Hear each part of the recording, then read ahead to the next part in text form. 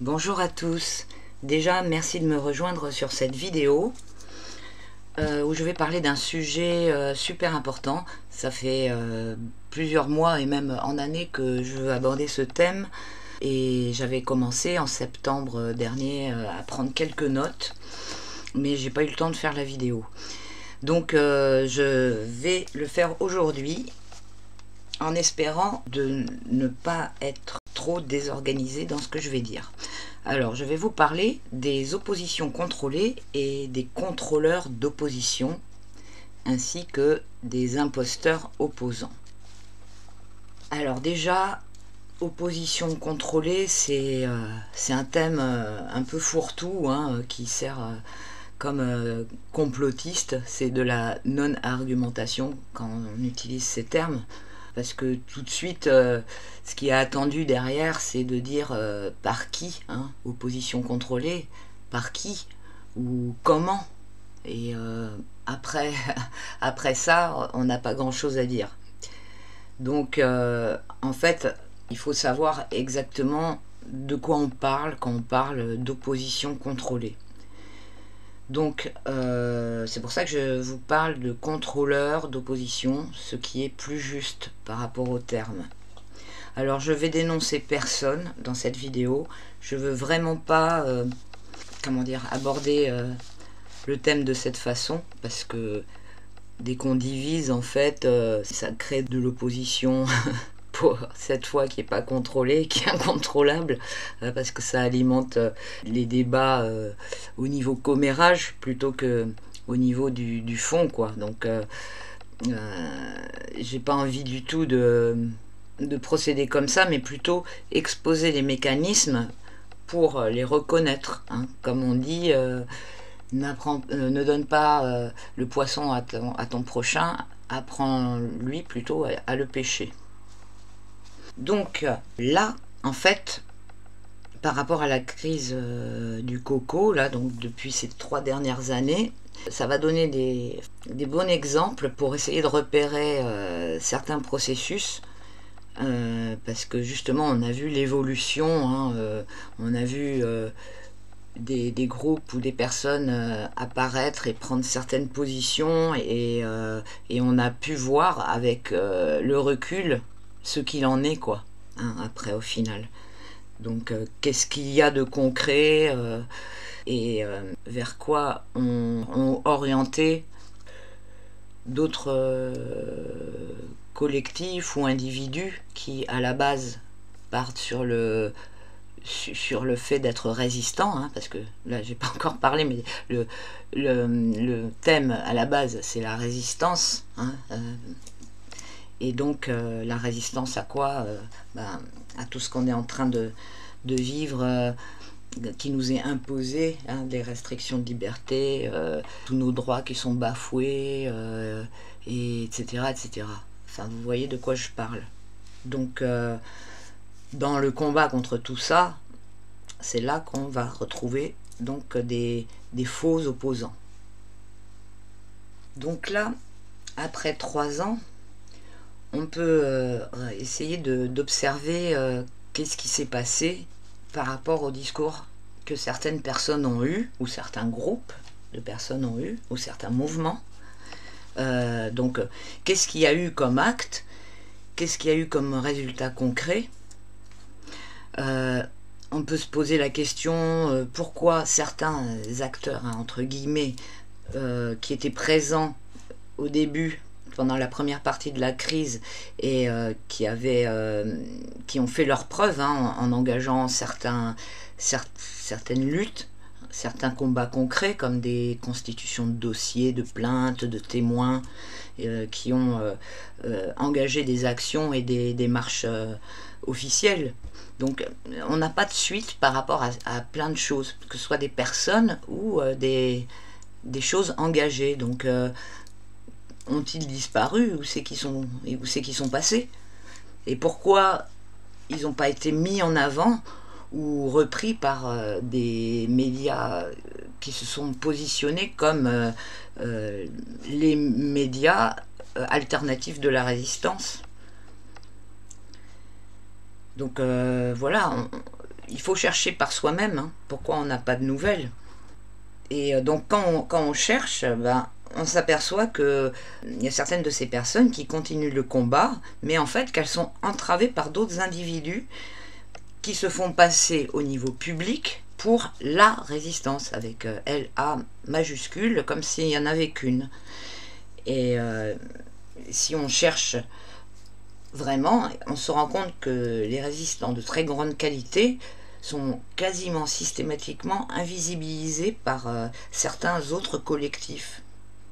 Et du coup, au lieu qu'il y ait une coalition et qu'il y a un espèce de regroupement qui donnerait une puissance pas possible au mouvement, en fait, il y a plein de divisions à l'intérieur. Donc on peut se demander pourquoi, quoi. On peut se poser des questions, parce que à la base, l'objectif est le même. Il y a un ennemi, et il est quand même clairement identifiable.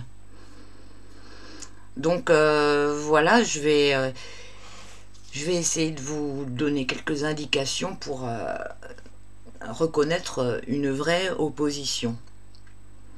Mais faut pas que vous perdiez à l'esprit que la plus forte, la plus sûre opposition que vous puissiez avoir, c'est vous-même. Hein. C'est votre connexion avec votre bon sens, avec votre cœur, et des questionnements, des doutes ou des choses comme ça qui vous viennent, et quelquefois qui sont balayés parce que vous n'avez pas confiance en vous, et vous préférez avoir confiance en quelqu'un qui va vous annoncer que c'est en lui qu'il faut avoir confiance. Bon, bah ça, c'est pas bon, quoi, à la base. Vraiment, la source qui sera vraiment pas corruptible, c'est vraiment votre cœur et votre bon sens. Toutes les personnes qui tentent de vous éloigner de ça, en fait, c'est comme si elles tentaient de vous éloigner, enfin, qu'elles essayaient que vous n'utilisiez pas votre puissance personnelle, parce que c'est une puissance énorme qu'on a chacun. Alors, qu'est-ce qu'on a comme différentes formes d'opposition? Alors, bon, si au niveau des termes, on parle de l'opposition contrôlée, on va mettre dans ce panier toutes les partis d'opposition, déjà, les partis politiques d'opposition qui sont présentés au niveau officiel, hein, au niveau dans la scène politique. Donc déjà, beaucoup d'entre vous le savent déjà, hein, que c'est une même pieuvre. Donc il y a aussi tous les syndicats qui sont constitués justement. Donc là, c'est une opposition contrôlée. Ils vont dire qu'ils sont vraiment contre, que c'est des mouvements de protection des citoyens qui défendent les intérêts des citoyens, mais ils sont créés par le système. Donc après, qu'est-ce qu'il y a? Il y a aussi les médias d'opposition stables et visibles. Là, je vais citer pour ça, parce que c'est quand même quelque chose d'officiel, comme Mediapart par exemple, ou tous les trucs de, de faux fact-checking aussi. Donc tout ça, ce sont pour moi des oppositions contrôlées. C'est des choses qui sont créées avec l'étiquette opposition. Donc eux, ils sont visibles. Ils agissent souvent d'une façon vachement grossière, et avec les mêmes techniques et codes que ceux contre qui ils prétendent se battre. Donc eux, ils se revendiquent opposition, ils ont une place officielle, et ils font vraiment très visiblement partie du cirque. Alors après, on a les contrôleurs d'opposition. Eux, ils sont plus discrets. Ils se revendiquent opposition indépendante. Souvent, ils se plaignent de censure, mais ils restent toujours très visibles et présents. Quand on cherche un peu, d'ailleurs, on constate souvent qu'ils ne sont pas indépendants du tout, et que derrière eux se cachent diverses organisations ou influences politiques, religieuses, des lobbies, ou des idéologies, des mouvements un peu officieux, un peu sectaires. Et donc eux, ça va être les contrôleurs d'opposition. Ils vont capter les gens, en fait, ils vont rediriger une partie de la résistance vers eux. Alors que les premiers, ils se présentent officiellement comme opposants. Et donc dans ces contrôleurs d'opposition, on a plusieurs médias soi-disant alternatifs, mais qui sont, comme je vous ai dit, des gros médias, et qui sont, malgré tout ce dont ils parlent, ils sont toujours présents, alors que d'autres personnes ou d'autres individus ou groupes qui sont beaucoup moins connus sont, eux, censurés. Donc là, c'est assez bizarre. Alors, donc il n'y a pas que des médias, hein, il y a aussi des organisations, des collectifs, des assos, des influenceurs sur les réseaux sociaux aussi. Il y a des productions audiovisuelles anonymes qui véhiculent des idées, des idéologies visibles. Et ça, par exemple, ce sont des... On ne sait pas d'où ça sort, mais voilà, il va y avoir des... On va voir des vidéos qui vont sortir sur un sujet, et en fait, ça permet de faire de l'ombre aux vrais, en fait, à ceux qui ont vraiment une expertise sur le sujet, et qui ont des arguments valables. Et en fait, ces fausses vidéos donc ils vont présenter des arguments qui sont facilement démontables par rapport à une cause. Donc on va croire qu'ils sont du côté de la résistance, mais ils arrivent spécifiquement pour corrompre le message et donner de la nourriture aux ennemis, qui vont dire mais ça vaut rien, c'est quoi ces arguments qui tiennent pas debout. Alors que derrière ça, il y a des vraies personnes spécialistes et qui ont vraiment des bonnes sources et des bons arguments. Mais eux, on ne les verra pas du coup. Soit c'est des productions qui font comme ça, soit aussi c'est des personnes, hein. Très souvent aussi. En fait, par exemple, il va y avoir un collectif qui va se former, et au départ, le collectif va être vertueux, et petit à petit, dans ce collectif, il y a des personnes qui vont s'introduire et qui vont prendre le pouvoir, en fait, sur le groupe. Et ces personnes-là ne sont pas... elles vont se présenter comme étant des résistants et vouloir s'investir dans la cause, etc.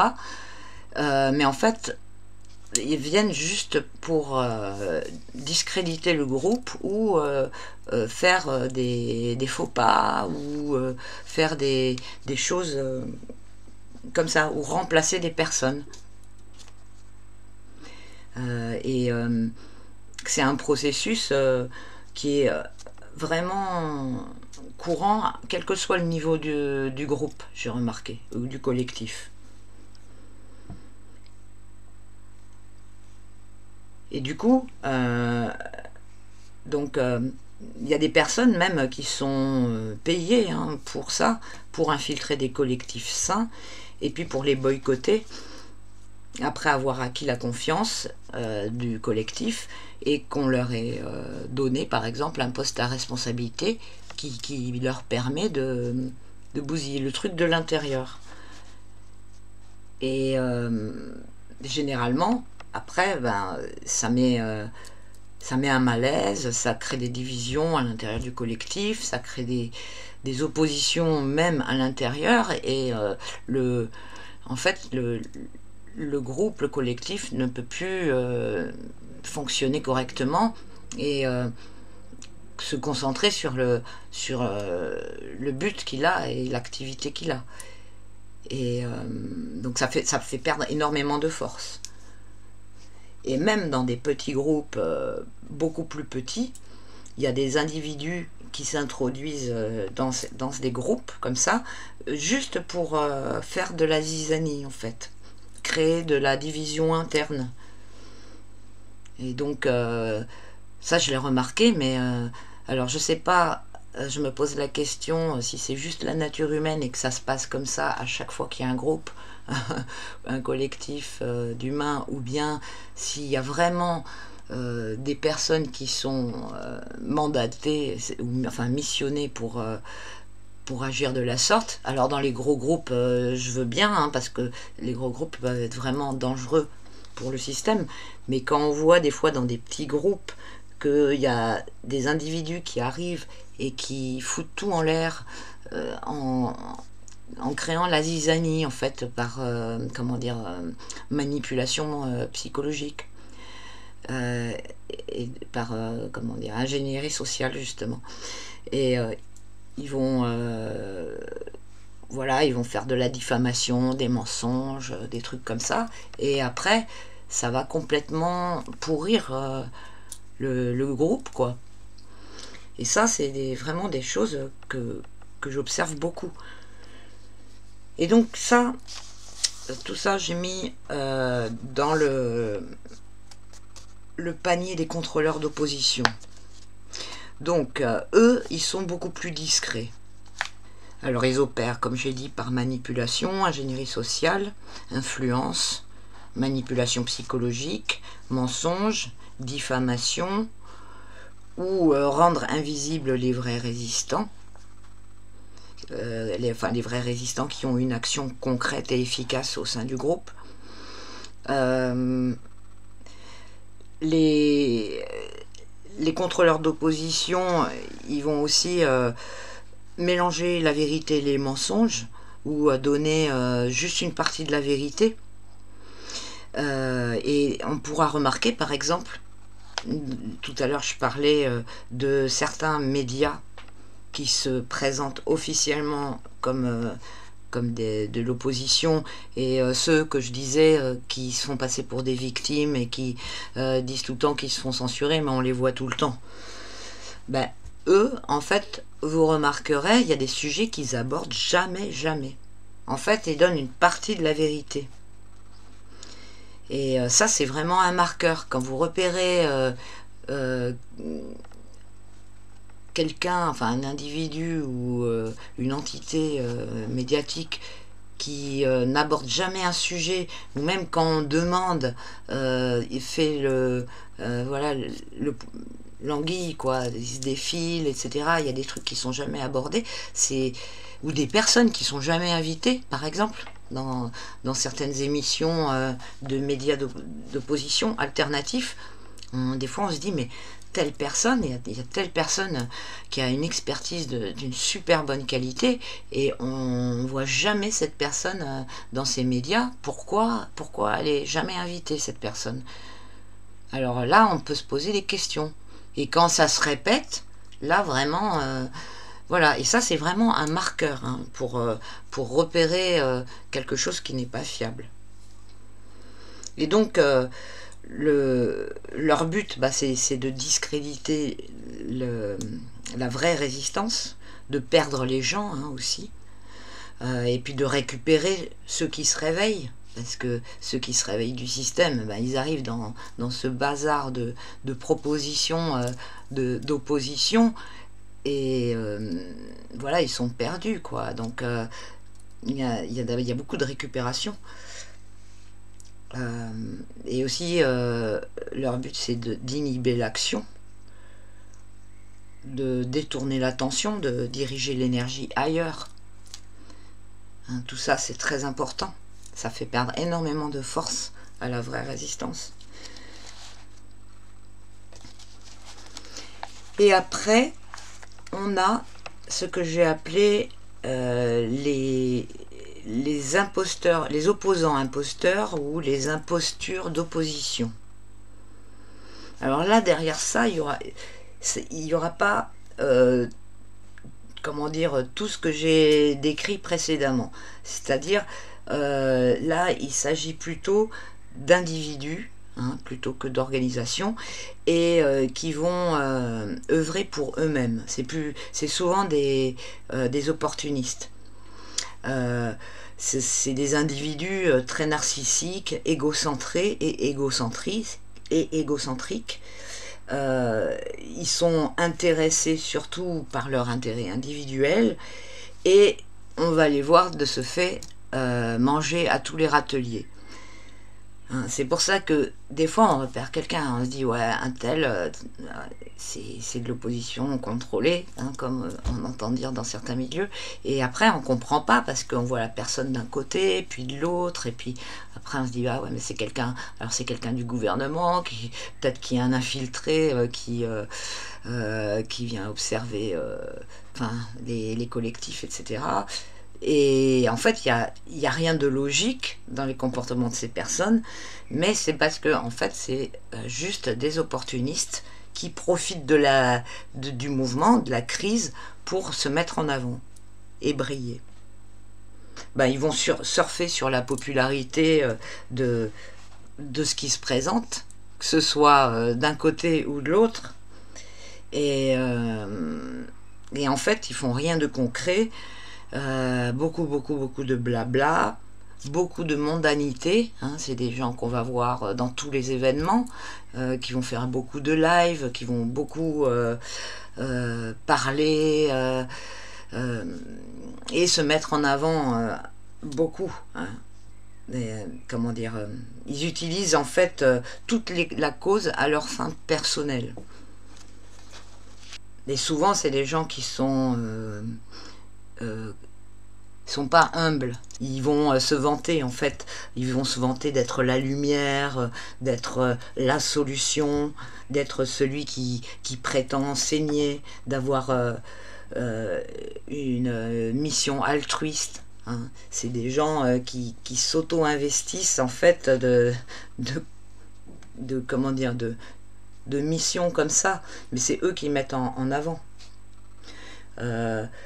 Et d'ailleurs, quelqu'un qui est lumineux et qui a toutes les qualités que ces gens n'ont pas mais prétendent avoir, quelqu'un qui a vraiment ces qualités, il s'auto-investit pas déjà. Souvent, ces personnes-là, elles se mettent justement beaucoup en retrait, et si on les voit à la tête d'un groupe, c'est pas eux qui sont arrivés pour dire c'est moi la lumière, c'est les autres qui l'ont mis en avant en disant c'est lui la lumière. Mais c'est pas, voilà, c'est pas la personne qui arrive et qui dit maintenant aimez-moi, c'est moi la solution, etc. Et malheureusement, on voit énormément de gens comme ça, et puis les autres les suivent sans se poser de questions. Et souvent, oui, les vraies personnes, s'ils s'auto-investissent, en fait, ça va être en mode anonyme, incognito, solo, et ils vont faire des trucs sans du tout se mettre en avant. Donc, en repérant ce genre de fonctionnement, vous pouvez savoir à qui vous avez affaire. Ce qu'il y avait aussi que j'avais remarqué, par exemple, les personnes comme ça qui se servent de la cause pour eux-mêmes,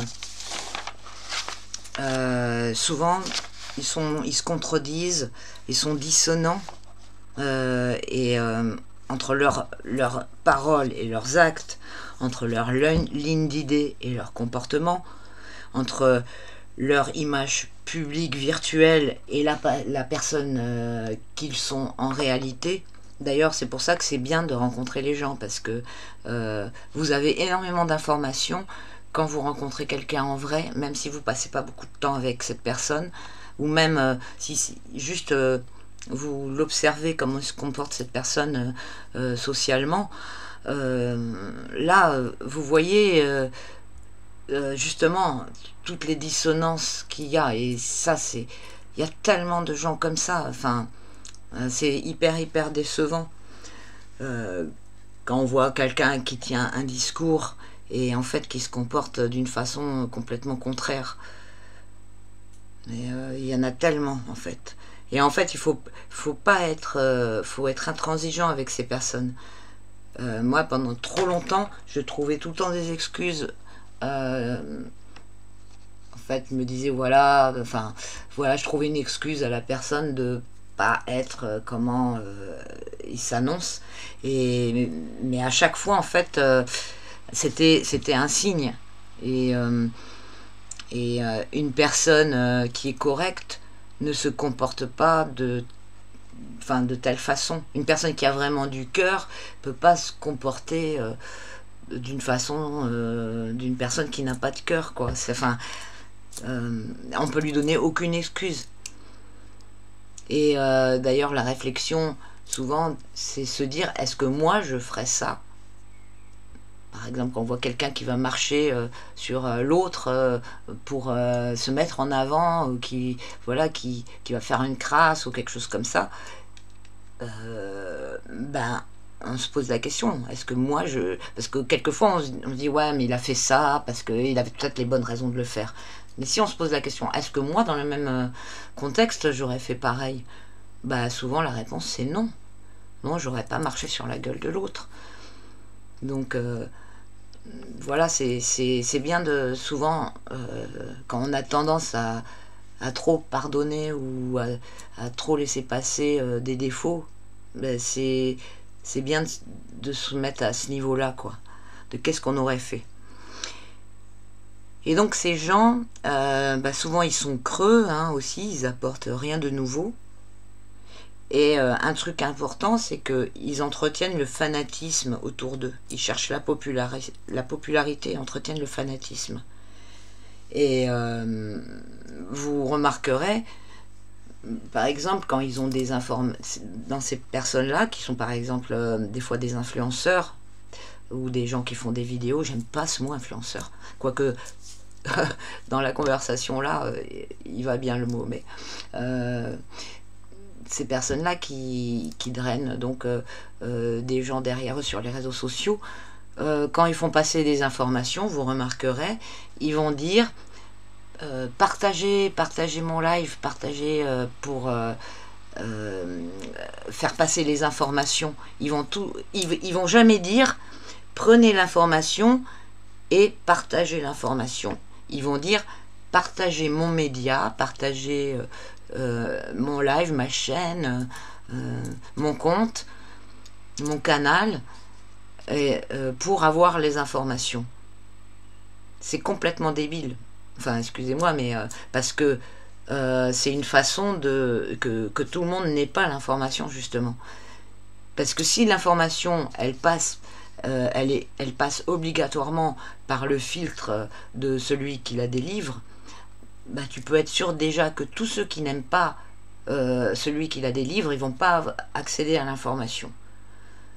Donc, si l'intérêt premier de la personne était de vraiment faire passer l'information, elle dirait pas partager ma vidéo dans le but de faire passer cette information. Il dirait partager cette information à qui vous pensez susceptible de pouvoir l'entendre. Et d'ailleurs, il y aura beaucoup plus d'impact quand quelqu'un va intégrer une information et va en reparler autour de lui à ses proches, plutôt que envoyer un lien dans un com. Hein.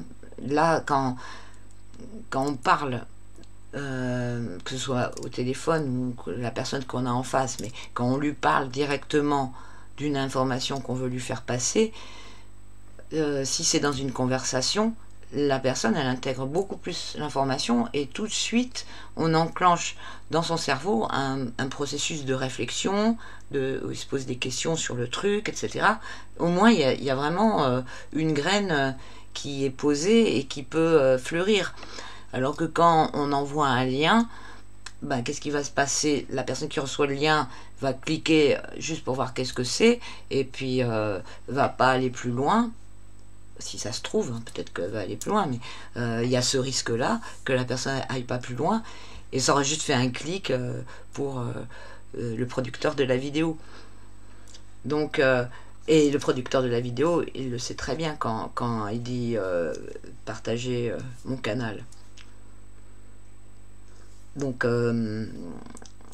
voilà. Après, je comprends que les producteurs de vidéos dont je fais partie veulent qu'on partage leur canal, mais voilà, il faut le dire franchement à ce moment-là, et pas faire passer ça à travers le partage d'une information qui est hyper importante pour tout le monde, quoi. Et donc pour les repérer, donc les dissonances, hein, j'en ai parlé, c'est-à-dire dire des choses qui se contredisent, qui vont dans des sens différents. Et aussi dans le comportement social, les personnes qui sont condescendants, méprisants, arrogants ou lèche-cul. Alors ça, j'ai remarqué parmi pas mal d'acteurs de la soi-disant résistance, ceux qui vont être hyper méprisants, avec les anonymes, et qui vont être lèche-cul avec une personne que eux considèrent comme supérieure. Alors ça, c'est vraiment le mode de fonctionnement de la matrice du système, quoi. Enfin, quand on voit quelqu'un qui se comporte comme ça d'une façon naturelle, ça peut pas être une personne un acteur fédérateur de la résistance, comme souvent ils prétendent l'être.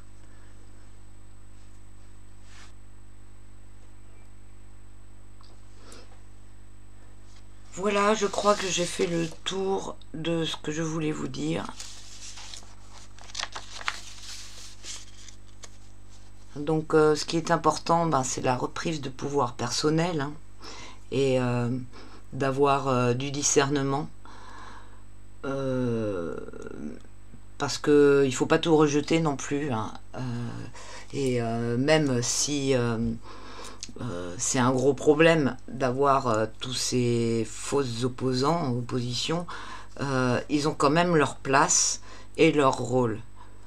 Il y en a beaucoup qui auront quand même eu le mérite d'ouvrir les yeux de beaucoup de monde. Après, c'est au monde d'avoir suffisamment de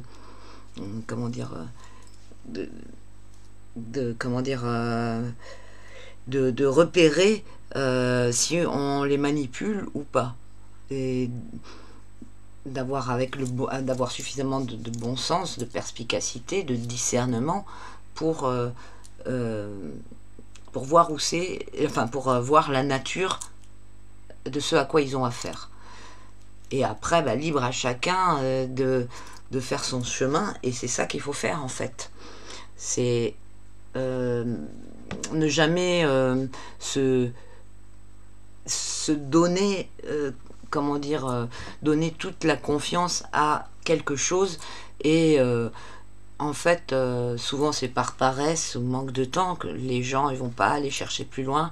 Ils vont se dire tiens, je suis tombé sur tel média ou telle source d'information, ils ont l'air d'être d'être au courant, de faire passer des infos, ils ont l'air d'être bien, etc. Et on va s'en tenir là et se référer uniquement à ça. Mais c'est pas bon, parce que s'il y a autre chose, en fait, on va pas être au courant. On peut très bien se faire amener ailleurs et manipuler par cette unique source d'information. Donc c'est pour ça qu'il faut prendre le temps de faire ses recherches soi-même, ou d'avoir plusieurs sources contradictoires d'informations, ou essayer de trouver quelle est la bonne voie. Mais on le sent généralement. Devant une source d'information ou une personne, de toute façon, vous allez avoir par vous-même un retour de la nature de ce que vous avez en face.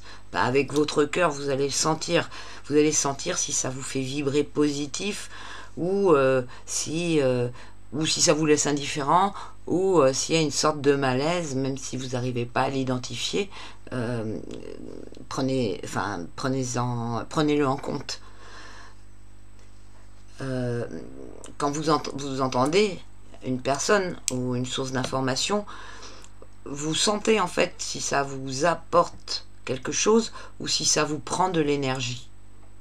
C'est aussi un ressenti qui est hyper important. Il faut y faire attention à ça. On sent si ça nous a pris de l'énergie. Et justement, quand on a affaire à une personne narcissique avec un ego surdimensionné qui va se servir de la cause pour son intérêt personnel, souvent après on se sent on sent que la personne, elle nous a bouffé de l'énergie. Enfin, moi perso, je le sens, que j'ai la personne en face ou bien que ce soit à travers une vidéo, je le sens. Donc ça, c'est pas bon. Sur ce, les amis, je vais vous laisser. J'espère que je n'aurai pas été trop confuse dans l'exposé de ce que je voulais dire. Et si j'ai été confuse, eh bien, j'en suis désolée. Je vous remercie de m'avoir écouté et je vous dis portez-vous bien et à très vite pour une prochaine vidéo. Ciao!